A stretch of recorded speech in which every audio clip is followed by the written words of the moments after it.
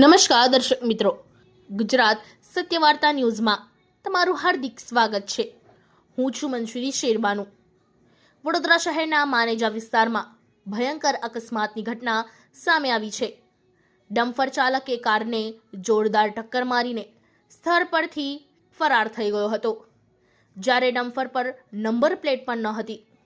કારમાં 3 લોકો સવાર હતા, જેમાં એક યુવક પોતાની પરીક્ષા આપવા જઈ રહ્યો હતો અને તેના માતા-પિતા તેને મૂકવા જઈ રહ્યા હતા। અકસ્માત એટલો ગંભીર હતો કે ટક્કર બાદ કાર ડિવાઈડર પાસે અથડાઈ ગઈ અને ડિવાઈડરના બેરીકેડ પણ તૂટી ગયા। સદનસીબે કોઈ જાનહાનિ થઈ નથી। ઘટનાની જાણ થતાં જ મકરપુરા પોલીસ સ્ટેશનનો સ્ટાફ સ્થળ પર પહોંચી તપાસ હાથ ધરી છે।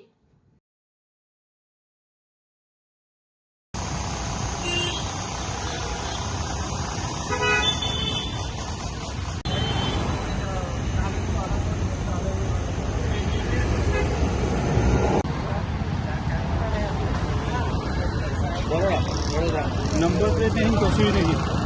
શું ઘટના બની હતી અને ક્યાં બની હતી અને શું થયું હતું? માણેજા ક્રોસિંગ ગામડેથી આવતો હતો પાલસરથી, અને મારે બાબાની એક્ઝામ માટે તો આ ડમ્પરવાળા ભાઈ આવ્યા જેની નંબર પ્લેટ નથી, અને મારી ગાડી સીધી ચાલતી હતી, પાછળથી એમને મારી ગાડીને પાછલી સાઈડે ટક્કર મારી। એટલે મને કંઈ ખ્યાલ ના આવ્યો, પણ મારી ગાડી ફરી અને પાછી ડમ્પરમાં જ અથડાઈ અને 30 ફૂટ જેટલી ગાડી ફેંકાઈ ગઈ છે, અને તેનાથી આખી ડિવાઈડર પર ચડી ગઈ। ઘટના સ્થળે કોઈની જાનહાનિ થઈ?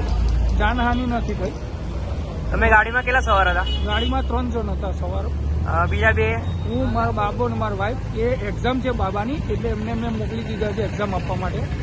હું અહીંયા ઊભો છું ગાડી પાસે। કેટલા વાગ્યા ઘટના બની હતી?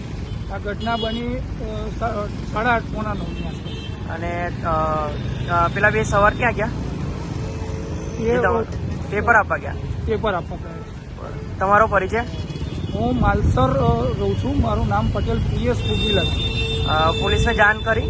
પોલીસને જાણ કરી છે, મકરપુરા પોલીસ સ્ટેશન ગયા પણ તે કોઈ છે નહીં ત્યાં, અને 112 નંબર પર જાણ કરેલી છે।